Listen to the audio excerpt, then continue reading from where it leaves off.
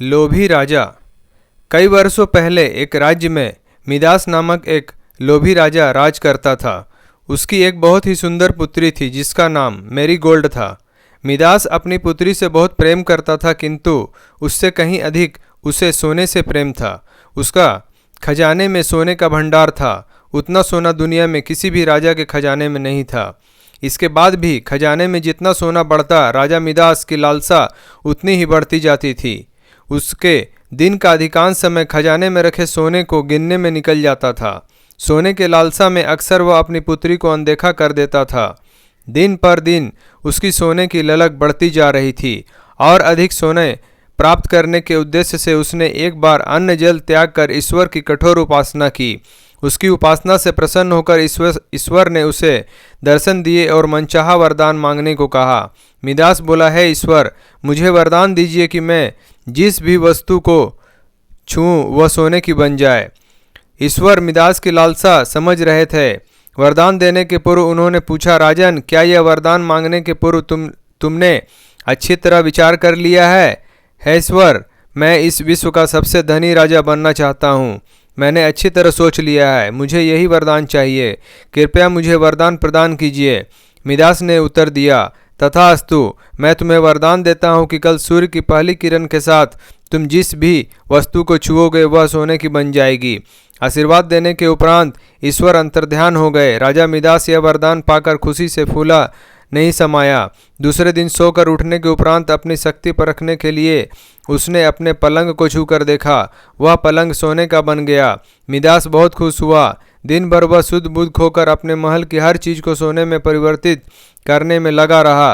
उसे भोजन तक का होश न रहा। शाम तक वह थक कर चूर हो चुका था। उसे जोरों की भूख लगाई थी। उसने अपने सेवकों को भोजन परोसने के लिए कहा। भोजन परोसा गया, किंतु यह क्या, जैसे ही उसने भोजन को हाथ लगाया वह सोने में परिवर्तित हो गया। अब सोने को तो खाया नहीं जा सकता। भूख से बेहाल राजा मिदास ने फल खाकर भूख मिटानी चाही, किंतु उसके छूते ही वह भी सोने में परिवर्तित हो गया। वह गुस्से से तिलमिला उठा और उठकर बाहर चला आया। बाहर टहलते हुए वह अपने महल के उद्यान में पहुंचा। वहां उसने देखा कि उसकी नन्ही पुत्री मैरीगोल्ड खेल रही है। उसकी सुंदर मुख देख राजा के मन में प्रेम उमड़ आया। कुछ क्षणों के लिए वह अपनी भूख भूल गया। जब मैरीगोल्ड ने अपने पिता को देखा तो वह उसके पास दौड़ी चली आई और प्रेम पूर्वक उससे लिपट गई। राजा मिदास ने प्रेम जताते हुए उसके सिर पर हाथ फेरा और तुरंत ही वह सोने में परिवर्तित हो गई। अपनी नन्ही पुत्री को सोने का बना देखकर वह दुखी हो गया और रोने लगा। उसने फिर से ईश्वर से प्रार्थना की। प्रार्थना सुनकर ईश्वर प्रकट हुए और उससे पूछा, राजन, क्या हुआ?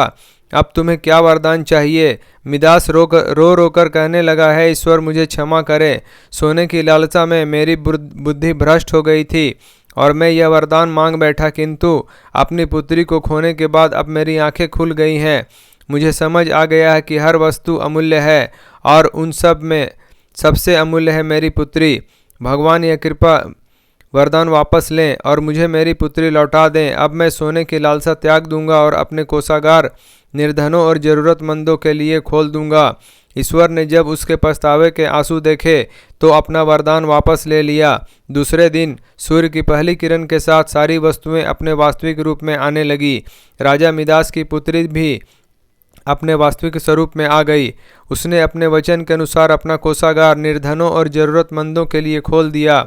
उसका लोभ खत्म हो चुका था। वह एक संतुष्ट जीवन व्यतीत करने लगा। सीख, धन महत्वपूर्ण अवश्य है, किंतु सर्वस्व नहीं। प्रेम, खुशी, संतुष्टि कभी भी धन से खरीदी नहीं जा सकती। लोभ का परिणाम बुरा होता है। दोस्तों, आपको हमारा वीडियो पसंद आया हो तो लाइक करें, शेयर करें, सब्सक्राइब करें। धन्यवाद।